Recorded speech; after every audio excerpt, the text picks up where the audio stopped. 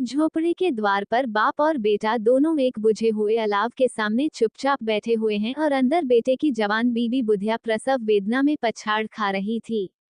रह रहकर उसके मुंह से ऐसी दिल हिला देने वाली आवाज निकलती थी कि दोनों कलेजा थाम लेते थे। जाड़ों की रात थी, प्रकृति सन्नाटे में डूबी हुई, सारा गांव अंधकार में लय हो गया था। घीसू ने कहा, मालूम होता है बचेगी नहीं। सारा दिन दौड़ते हो गया, जा देख तो आ। माधव चिकर बोला, मरना ही तो है, जल्दी मर क्यों नहीं जाती। देखकर क्या करूं, तू बड़ा बेदर्द है बे। साल भर जिसके साथ सुख चैन से रहा, उसी के साथ इतनी बेवफाई। तो मुझसे तो उसका तड़पना और हाथ पांव पटकना नहीं देखा जाता। चमारों का कुनबा था और सारे गांव में बदनाम। घीसू एक दिन काम करता तो 3 दिन आराम करता। माधव इतना काम चोर था कि आध घंटे काम करता तो घंटे भर चिलम पीता। इसलिए उन्हें कहीं मजदूरी नहीं मिलती थी। घर में मुट्ठी भर भी अनाज मौजूद हो तो उनके लिए काम करने की कसम थी। जब 2-4 फाके हो जाते तो घीसू पेड़ पर चकल लकड़ियां तोड़ लाता और माधव बाजार से बेच लाता, और जब तक वो पैसे रहते दोनों इधर उधर मारे मारे फिरते।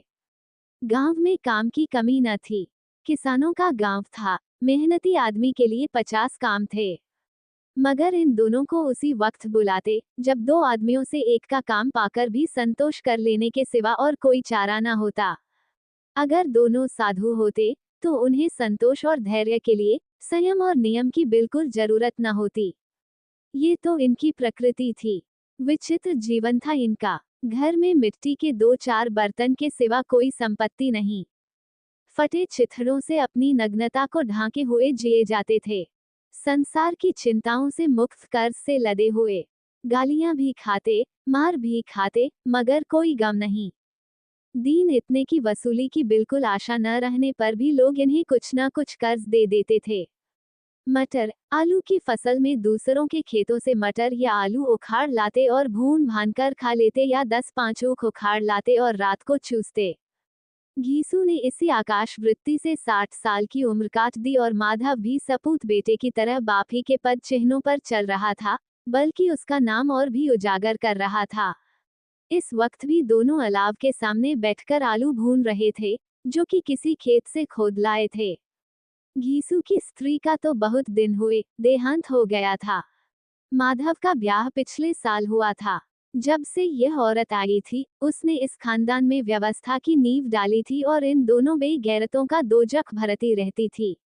जब से वह आई, ये दोनों और भी आरामतलब हो गए थे, बल्कि कुछ अकने भी लगे थे। कोई कार्य करने को बुलाता तो निब्रियाज भाव से दुगुनी मजदूरी मांगते। वही औरत आज प्रसव वेदना से मर रही थी और ये दोनों इसी इंतजार में थे कि वो मर जाए तो आराम से सोएं। घीसू ने आलू निकालकर छीलते हुए कहा, जाकर देख तो क्या दशा है उसकी। चुड़ैल का फिसाद होगा और क्या। यहाँ तो ओझा भी 1 रुपया मांगता है। माधव को भय था कि वह कोठरी में गया तो घीसू आलूओं का बड़ा भाग साफ कर देगा। बोला, मुझे वहां जाते डर लगता है। डर किस बात का है, मैं तो यहाँ हूँ ही। तो तुम ही जाकर देखो ना। मेरी औरत जब मरी थी तो मैं 3 दिन तक उसके पास से हिला तक नहीं, और फिर मुझसे लजाएगी कि नहीं। जिसका कभी मुंह नहीं देखा, आज उसका उघड़ा हुआ बदन देखूं। उसे तन की सुध भी तो न होगी। मुझे देख लेगी तो खुलकर हाथ पांव भी न पटक सकेगी। मैं सोचता हूँ कोई बाल बच्चा हुआ तो क्या होगा। सौंठ, गुड़, तेल कुछ भी तो नहीं है घर में। सब कुछ आ जाएगा, भगवान दे तो। जो लोग अभी 1 पैसा नहीं दे रहे हैं, वे ही कल बुलाकर रुपये देंगे। मेरे 9 लड़के हुए, घर में कभी कुछ न था, मगर भगवान ने किसी न किसी तरह बेड़ा पार ही लगाया। जिस समाज में रात दिन मेहनत करने वालों की हालत उनकी हालत से कुछ बहुत अच्छी न थी, और किसानों के मुकाबले में वे लोग, जो किसानों की दुर्बलताओं से लाभ उठाना जानते थे, कहीं ज्यादा संपन्न थे, वहां इस तरह की मनोवृत्ति का पैदा हो जाना कोई अचरज की बात न थी। हम तो कहेंगे, घीसू किसानों से कहीं ज्यादा विचारवान था और किसानों के विचार शून्य समूह में शामिल होने के बदले बैठकबाजों की कुत्सित मंडली में जा मिला था। हाँ, उसमें ये शक्ति न थी कि बैठकबाजों के नियम और नीति का पालन करता। इसलिए जहां उसकी मंडली के और लोग गांव के सरगना और मुखिया बने हुए थे, उस पर सारा गांव उंगली उठाता था। फिर भी उसे ये तस्कीन तो थी ही कि अगर वो फटेहाल है तो कम से कम उसे किसानों की सीजी तोड़ मेहनत तो नहीं करनी पड़ती, और उसकी सरलता और निरीहता से दूसरे लोग बेजा फायदा तो नहीं उठाते। दोनों आलू निकाल निकाल कर जलते जलते खाने लगे। कल से कुछ नहीं खाया था। इतना सब्र न था कि ठंडा हो जाने दें। कई बार दोनों की जबानें जल गईं। छिल जाने पर आलू का बाहरी हिस्सा जबान, हलक और तालू को जला देता था, और उस अंगारे को मुंह में रखने से ज्यादा खैरियत इसी में थी कि वह अंदर पहुंच जाए।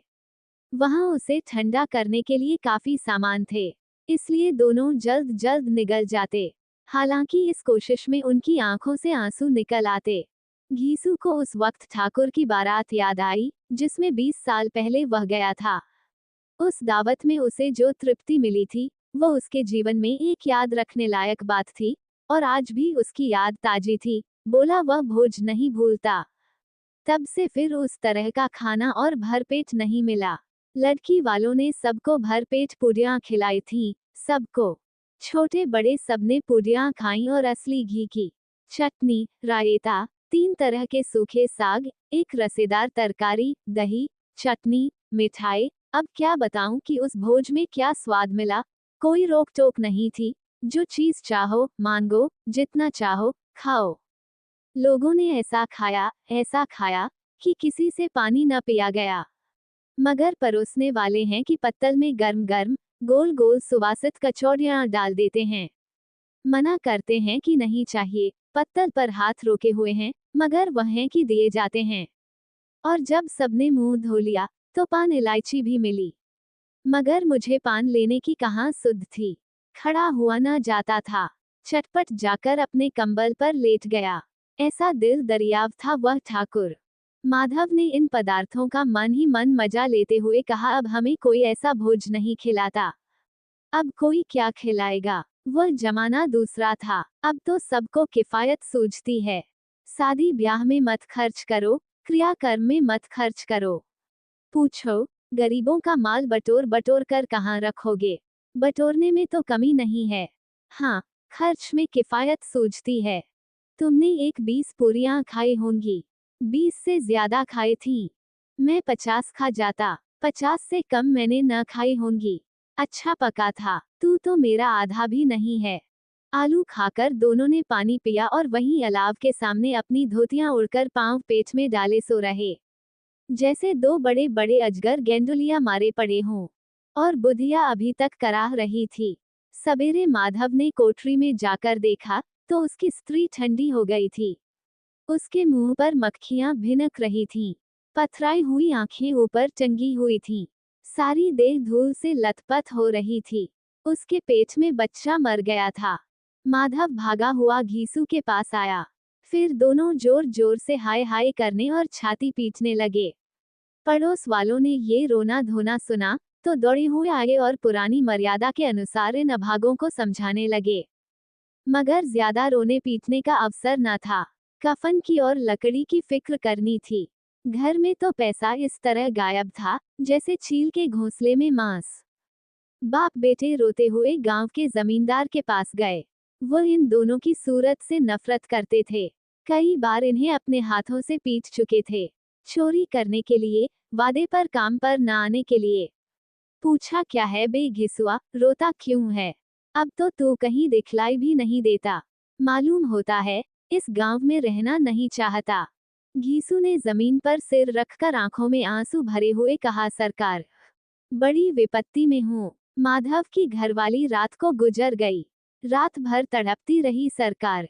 हम दोनों उसके सिरहाने बैठे रहे। दवा दारू जो कुछ हो सका, सब कुछ किया, मुदा वह हमें दगा दे गई। अब कोई एक रोटी देने वाला भी न रहा मालिक। तबाह हो गए। घर उजड़ गया। आपका गुलाम हूँ, अब आपके सिवा कौन उसकी मिट्टी पार लगाएगा। हमारे हाथ में तो जो कुछ था, वह सब तो दवा दारू में उठ गया। सरकार ही की दया होगी, तो उसकी मिट्टी उठेगी। आपके सिवा किसके द्वार पर जाऊं। जमींदार साहब दयालु थे, मगर घीसू पर दया करना काले कंबल पर रंग चढ़ाना था। जी में तो आया, कह दें, चल, दूर हो यहाँ से। यूं तो बुलाने से भी नहीं आता, आज जब गरज पड़ी तो आकर खुशामद कर रहा है। हरामखोर कहीं का, बदमाश। लेकिन ये क्रोध या दंड देने का अवसर न था। जी में कुड़ते हुए 2 रुपये निकालकर फेंक दिए, मगर सांत्वना का एक शब्द भी मुंह से न निकला। उसकी तरफ ताका तक नहीं, जैसे सिर का बोझ उतारा हो। जब जमींदार साहब ने 2 रुपये दिए, तो गांव के बनिए महाजनों को इनकार का साहस कैसे होता।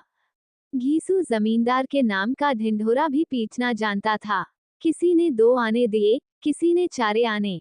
1 घंटे में घीसू के पास 5 रुपये की अच्छी रकम जमा हो गई। कहीं से अनाज मिल गया, कहीं से लकड़ी। और दोपहर को घीसू और माधव बाजार से कफन लाने चले। इधर लोग बांस वांस काटने लगे। गांव की नर्मदिल स्त्रियां आकर लाश देखती थीं और उसकी बेकसी पर 2 बूंद आंसू गिराकर चली जाती थीं। 3 बाजार में पहुंचकर घीसू बोला, लकड़ी तो उसे जलाने भर को मिल गई है, क्यों माधव? माधव बोला, हाँ, लकड़ी तो बहुत है, अब कफन चाहिए। तो चलो, कोई हल्का सा कफन ले लें।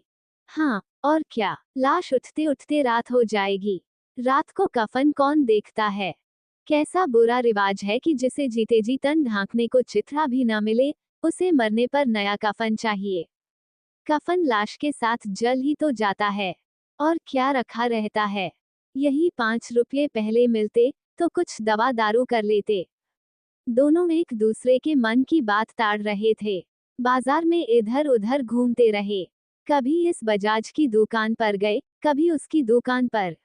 तरह तरह के कपड़े, रेशमी और सूती देखे, मगर कुछ जचा नहीं। यहाँ तक कि शाम हो गई।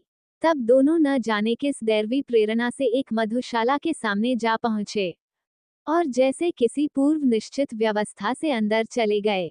वहां जरा देर तक दोनों असमंजस में खड़े रहे। फिर घीसू ने गद्दी के सामने जाकर कहा, साहू जी, एक बोतल हमें भी देना। उसके बाद कुछ चिखौना आया, तली हुई मछली आई और दोनों बरामदे में बैठकर शांतिपूर्वक पीने लगे। कई कुज्जियां ताबड़तोड़ पीने के बाद दोनों सरूर में आ गए। घीसू बोला, कफन लगाने से क्या मिलता, आखिर जल ही तो जाता, कुछ बहू के साथ तो न जाता। माधव आसमान की तरफ देखकर बोला, मानो देवताओं को अपनी निष्पापता का साक्षी बना रहा हो। दुनिया का दस्तूर है, नहीं लोग बाबनों को हजारों रुपए क्यों दे देते हैं। कौन देखता है, परलोक में मिलता है या नहीं। बड़े आदमियों के पास धन है, फूंक के। हमारे पास फूंकने को क्या है। लेकिन लोगों को जवाब क्या दोगे? लोग पूछेंगे, नहीं, कफन कहाँ है। घीसू हंसा, अबे, कह देंगे कि रुपये कमर से खिसक गए। बहुत ढूंढा, मिले नहीं। लोगों को विश्वास न आएगा, लेकिन फिर वही रुपये देंगे। माधव भी हंसा इस अनपेक्षित सौभाग्य पर। बोला, बड़ी अच्छी थी बेचारी, मरी तो खूब खिला पिलाकर। आधी बोतल से ज्यादा उड़ गई। घीसू ने 2 सेर पूड़ियां मंगाई, चटनी, अचार, कलेजियां। शराबा खाने के सामने ही दुकान थी। माधव लपक कर 2 पत्तलों में सारे सामान ले आया। पूरा 1.5 रुपया खर्च हो गया। सिर्फ थोड़े से पैसे बच रहे। दोनों इस वक्त इस शान में बैठे पूड़ियां खा रहे थे जैसे जंगल में कोई शेर अपना शिकार उड़ा रहा हो। न जवाबदेही का खौफ था, न बदनामी की फिक्र। इन सब भावनाओं को उन्होंने बहुत पहले ही जीत लिया था। घीसू दार्शनिक भाव से बोला, हमारी आत्मा प्रसन्न हो रही है तो क्या उसे पुण्य होगा। माधव ने श्रद्धा से सिर झुकाकर तस्दीक की, जरूर से जरूर होगा। भगवान, तुम अंतर्यामी हो, उसे बैकुंठ ले जाना। हम दोनों हृदय से आशीर्वाद दे रहे हैं। आज जो भोजन मिला वह कभी उम्र भर न मिला था। एक क्षण के बाद माधव के मन में एक शंका जागी। बोला, क्यों दादा, हम लोग भी एक न एक दिन वहां जाएंगे ही। घीसू ने इस भोले भाले सवाल का कुछ उत्तर न दिया। वह परलोक की बातें सोचकर इस आनंद में बाधा न डालना चाहता था। जो वहां हम लोगों से पूछे कि तुमने हमें कफन क्यों नहीं दिया तो क्या कहोगे? कहेंगे तुम्हारा सिर। पूछेगी तो जरूर, तू कैसे जानता है कि उसे कफन न मिलेगा? तू मुझे ऐसा गधा समझता है? 60 साल क्या दुनिया में घास खोदता रहा हूँ। उसको कफन मिलेगा और बहुत अच्छा मिलेगा। माधव को विश्वास न आया। बोला, कौन देगा? रुपये तो तुमने चट कर दिए। वह तो मुझसे पूछेगी। उसकी मांग में तो सेंदूर मैंने डाला था। कौन देगा, बताते क्यों नहीं? वही लोग देंगे, जिन्होंने अब की दिया। हाँ, अब की रुपये हमारे हाथ न आएंगे। ज्यों-ज्यों अंधेरा बढ़ता था और सितारों की चमक तेज होती थी, मधुशाला की रौनक भी बढ़ती जाती थी। कोई गाता था, कोई डींग मारता था, कोई अपने संगी के गले लिपटा जाता था, कोई अपने दोस्त के मुंह में कुल्हड़ लगाए देता था। वहां के वातावरण में सरूर था, हवा में नशा। कितने तो यहाँ आकर एक चुल्लू में मस्त हो जाते थे। शराब से ज्यादा यहाँ की हवा उन पर नशा करती थी। जीवन की बाधाएं यहाँ खींच लाती थी और कुछ देर के लिए ये भूल जाते थे कि वे जीते हैं या मरते हैं, या न जीते हैं, न मरते हैं। और ये दोनों बाप बेटे अब भी मजे ले लेकर चुस्कियां ले रहे थे। सबकी निगाहें इनकी ओर जमी हुई थीं। दोनों कितने भाग्य के बली हैं। पूरी बोतल बीच में है। भरपेट खाकर माधव ने बची हुई पूड़ियों का पत्तल उठाकर एक भिखारी को दे दिया, जो खड़ा इनकी ओर भूखी आंखों से देख रहा था। और देने के गौरव, आनंद और उल्लास का अपने जीवन में पहली बार अनुभव किया। घीसू ने कहा, ले जा, खूब खा और आशीर्वाद दे। जिसकी कमाई है, वो तो मर गई, मगर तेरा आशीर्वाद उसे जरूर पहुंचेगा। रोए रोए से आशीर्वाद दो, बड़ी गाड़ी कमाई के पैसे हैं। माधव ने फिर आसमान की तरफ देखकर कहा, वह बैकुंठ में जाएगी दादा, बैकुंठ की रानी बनेगी। घीसू खड़ा हो गया और जैसे उल्लास की लहरों में तैरता हुआ बोला, हाँ बेटा, बैकुंठ में जाएगी। किसी को सताया नहीं, किसी को दबाया नहीं। मरते मरते हमारी जिंदगी की सबसे बड़ी लालसा पूरी कर गई। वह न बैकुंठ जाएगी तो क्या ये मोटे मोटे लोग जाएंगे, जो गरीबों को दोनों हाथों से लूटते हैं और अपने पाप को धोने के लिए गंगा में नहाते हैं और मंदिरों में जल चढ़ाते हैं। श्रद्धालुता का ये रंग तुरंत ही बदल गया। अस्थिरता नशे की खासियत है। दुख और निराशा का दौरा हुआ। माधव बोला, मगर दादा, बेचारी ने जिंदगी में बड़ा दुख भोगा। कितना दुख झेल कर मरी। वह आंखों पर हाथ रखकर रोने लगा, चीखें मार मार कर। घीसू ने समझाया, क्यों रोता है बेटा, खुश हो कि वह माया जाल से मुक्त हो गई, जंजाल से छूट गई। बड़ी भाग्यवान थी, जो इतनी जल्द माया मोह के बंधन तोड़ दिए। और दोनों खड़े होकर गाने लगे, ठगिनी क्यों नैना झमकावे, ठगिनी। पियक्कड़ों की आंखें इनकी ओर लगी हुई थीं और ये दोनों अपने दिल में मस्त गाए जाते थे।